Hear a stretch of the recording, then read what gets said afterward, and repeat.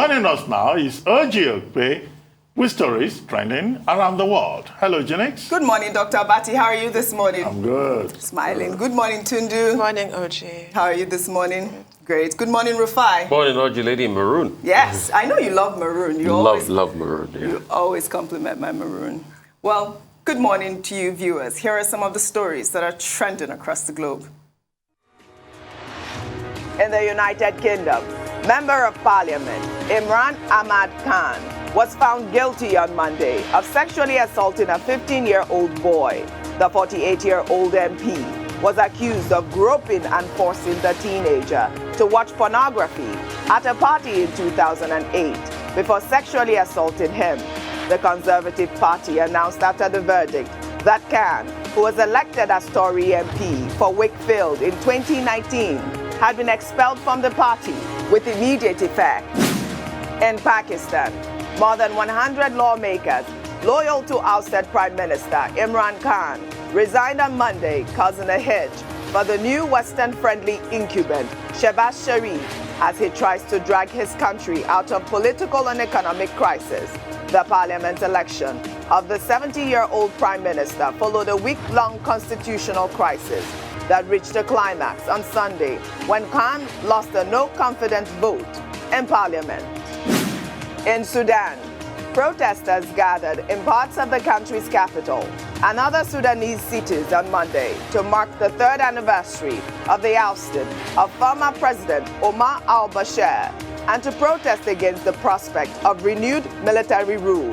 Bashir was ousted after 3 decades in power by a group of his top generals who later entered into a power-sharing government with the civilian groups that had led months of protests in 2019. Under sports, former Chelsea striker Diedre Drogba was cleared on Monday to stand in the long-delayed elections to be the next president of Ivory Coast Football Federation. Drogba, who played more than 100 times for the Elephants, including at the 2006 and 2010 World Cups, was told in August 2020 that he was not eligible to stand in the election. After intervention from world governing body FIFA, the 44-year-old, who has won 4 Premier League titles, 4 FA Cups, and the Champions League across 2 spells with Chelsea, retains his hope of running the game in the West African country. Finally, under entertainment, a jury was selected on Monday to hear a long-anticipated libel lawsuit that actor Johnny Depp filed against his ex-wife, actress Amber Heard, whom he accused of falsely portraying him as a domestic abuser. The 58-year-old actor sued his ex-wife for $50 million, alleging that she defamed him when she penned a 2018 op-ed in the Washington Post about being a survivor of domestic abuse. More than a dozen women waited outside the courthouse before the hearing, some waving signs which read, "Justice for Johnny." Others waved pirate flags in recognition of Depp's signature role in the movie Pirates of the Caribbean. Well, let's begin what's trending with reactions trailing comments made by presidential aspirant Asiwaju Bola Ahmed Tinubu, who on Monday, while fielding questions from journalists after meeting with 12 APC governors in Abuja to seek collaboration and support of the party for his presidential bid, said he has no son grown enough to declare for the 2023 presidential election in response to Vice President Yemi Osinbajo's declaration to run for president in 2023. Well, Osinbajo is regarded as Tinubu's political son by many Nigerians who believe that he was nominated by Tinubu to be President Muhammadu Buhari's running mate in 2015 as part of the political bargain that led to the formation of the All Progressives Congress. Well, let's take a quick listen to that press briefing before we take some reactions. To seek collaboration, support, encouragement of my party, the APC, for my ambition and my vision to become the President of the Federal Republic of Nigeria. Thank you. Your son has just declared.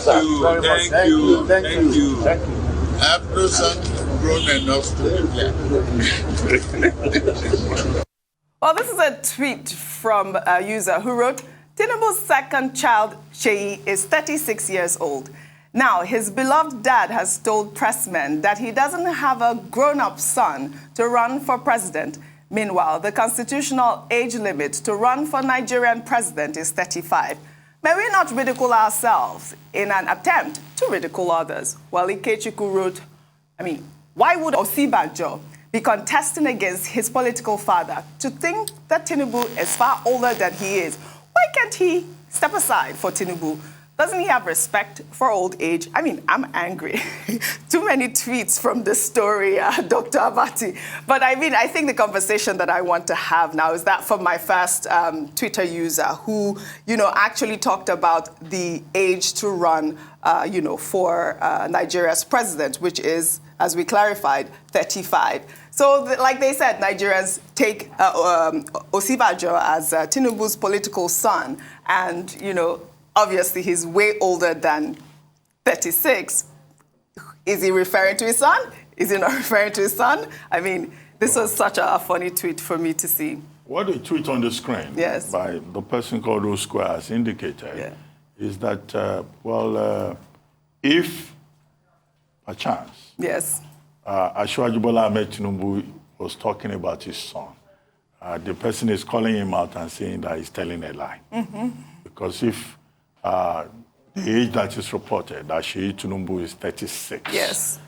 Then, of course, it means he's lying. Because Section 131 of the 1999 Constitution outlines the grounds for eligibility for anybody to run for the office of the president. And after the Not Too Young to Run bill became an act, that age of eligibility was reduced to 35. So, Asiwaju Bola Ahmed Tinubu, if indeed his son is 36 years old, has a son who can run. However, why is he talking about his son? He also has a daughter, I guess, who is probably older. So why is it that the mindset is about son? No, it was a question from the pressman. I know, not about the daughter. Okay, I know. Son, but he could have been politically correct and also add his daughter to it. After all, our expectation is that one day, a female politician or aspirant will become president of Nigeria. However, you are talking about contest. That's why you were saying this is a question the journalist asked. So the reference, clearly, is with regard to Vice President Osinbajo. And I said earlier that Vice President Osinbajo is 65 years old. Tinubu's age in the public domain is 70. So he's not even old enough to be Osinbajo's father. No. Okay? What's the difference between 65 and 70? Actually, they are contemporaries, right? If they had gone to school together, they would probably be classmates. So all these points we make, all these moral points about your political godfather and all that, some of these godfathers are not older than the people that they are saying that they are mentoring. So it's not as if, as I said, Osinbajo is somebody that he picked up wearing Pampers and that he groomed to adulthood. Okay, so we have to have a sense of clarity. Both individuals, have the right to aspire to the highest office in the land. Let them go and prove how strong their muscles are, on the field, in the political arena. And I hope that, we will not find ourselves in a ridiculous situation where the Osinbajo camp will ask Asiwaju Bola Ahmed Tinubu to let them meet at the stadium here in Surulere, so that we'll be able to determine who is actually running. Because was it Amechi who has shown that running for president can be in the literal sense. You go to the stadium and you run. And we see who can run and who cannot run. I'm going to stick to my theme of this morning and just say this is much ado about nothing. Shakespeare always comes to my rescue, doesn't it? Always. I just think everybody's making such a huge hoo-ha about this. And I think Asiwaju Tinubu is capable of expressing his thoughts on this issue. He doesn't want to, not yet. And I think we're reading a little bit too much into it. I think he just made that comment to try and sidestep the issue. I don't think he's trying to disown, as the cover of this day says today, the VP. I don't think it was a disowning. Don't attack this. Did I attack you? It wasn't a disowning. I think it was a sidestepping. He doesn't want to talk about it. Okay. Although it must be said, like I was saying earlier, about King Lear, who rained curses on his ungrateful daughter, Goneril, and said it's sharper than a serpent's tooth to have a thankless child.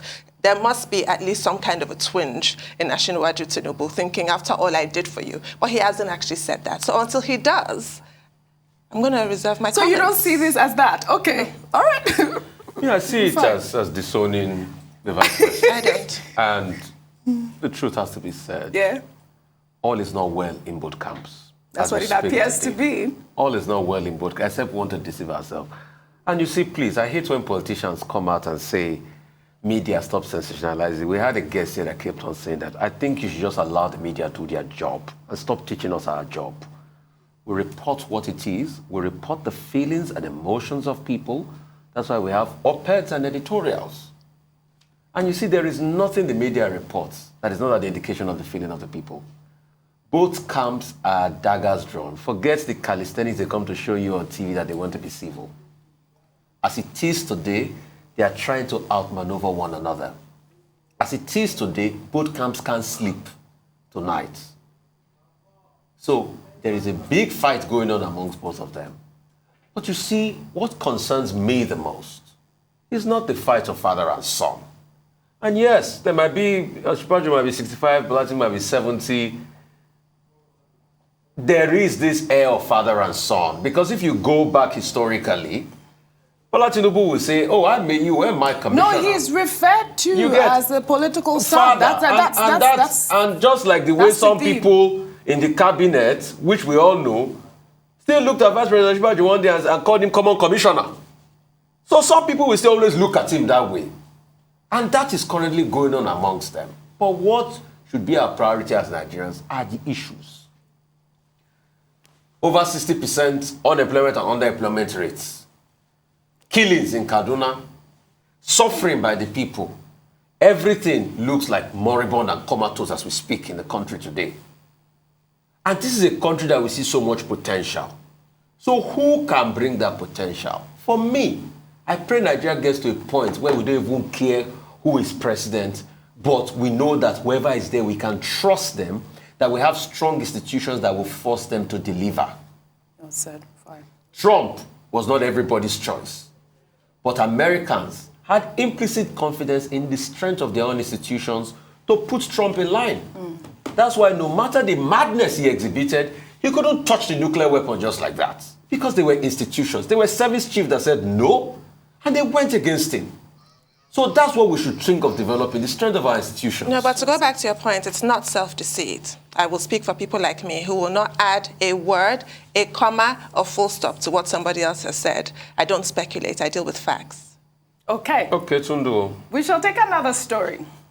The Kaduna State Police Commissioner, Yekini Ayoku, on Monday disclosed that the viral video purported to be terrorists arrested in Chikun Local Government Area of the state on Sunday are not terrorists, but herders.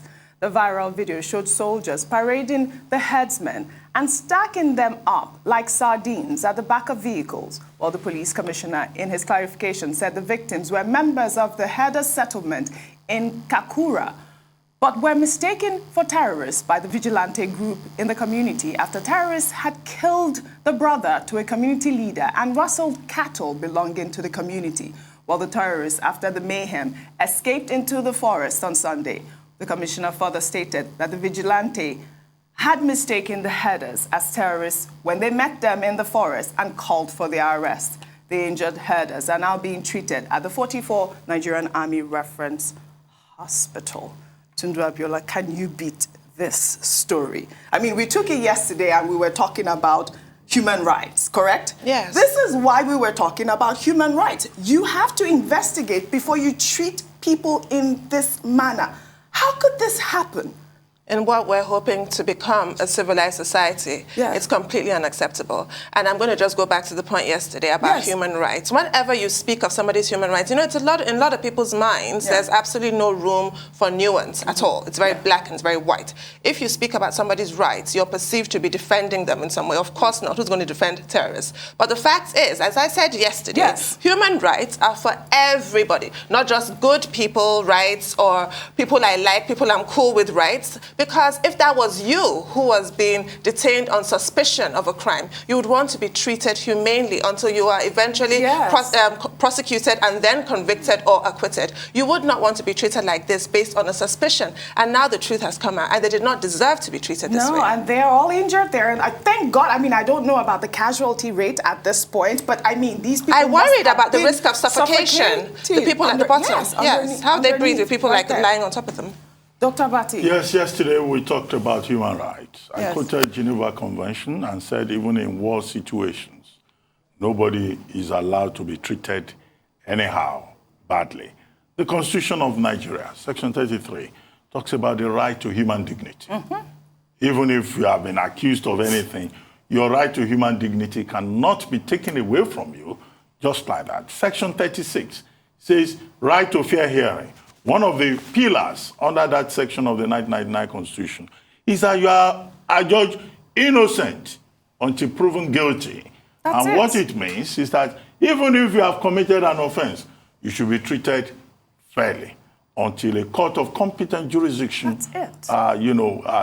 takes a decision one way or the other. So the point we made yesterday about how this is one of those things Amnesty International will see and say the Nigerian administration is guilty of human rights abuses. Even if they were terrorists, the argument still stands that there is a way you treat people. It has now turned out that these were just herders who were mistaken for terrorists. Okay?